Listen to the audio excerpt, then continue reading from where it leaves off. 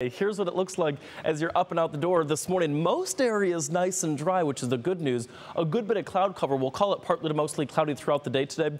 So where are we seeing those heavier showers and thunderstorms? Well, if you're up and out the door with us this morning, it doesn't take me to tell you it because you're hearing those crashes of thunder and you're seeing those big bright flashes of lightning in parts of Ashtabula County. Let's zero in and show you what's going on. In this entire field right here, about 14 to 15 lightning strikes within the past 10 to 15 minutes. And notice those shades of yellow, orange, and red. That's moderate and heavy rainfall that you're seeing. The good news is this is not what we would consider to be a severe thunderstorm. Typically, a normal thunderstorm has a height between 30 to 40,000 feet. And you'll notice as we put this into a three-dimensional mode, that's exactly what we're seeing, where that cloud top is sandwiched in between that 30,000 to 40,000 foot marker.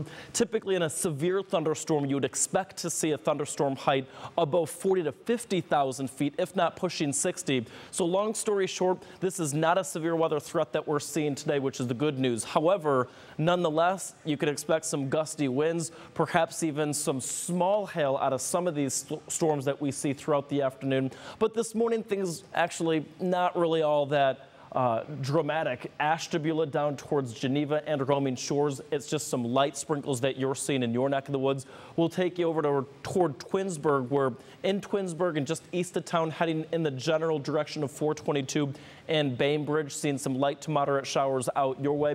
I think it'll be just some passing sprinkles that you're seeing in Kenton and then moving into Alliance. And then our last stop going to take us into Mansfield. And then just south of the county line, we're in Howard. We're seeing some light to moderate showers there as well. The reason for all of this, by the way, is because of an area of low pressure with a stationary boundary. It's that stationary boundary that's serving as that focal point for some of those showers and thunderstorms to develop and blossom along. And it'll be kind of drifting through the area throughout the day today, and that's the reason why we're going to hang on to rain chances here on your Tuesday. By Wednesday, that system begins to sneak on out, so I think tomorrow looks pretty good. However, by Thursday, it's another little cold front toward Green Bay, Wisconsin that'll move on through, meaning that although there's a little lowland activity on Wednesday, by Thursday we're expecting some more rainfall.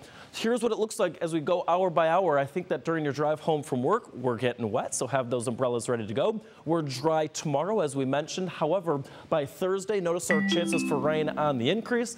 And temperatures also on the increase. 80 by Wednesday. Thursday, we're in the upper 70s. And then by this upcoming weekend, Danielle, we see at least one more 80-degree day on Saturday. So not at all feeling like fall in Northeast Ohio.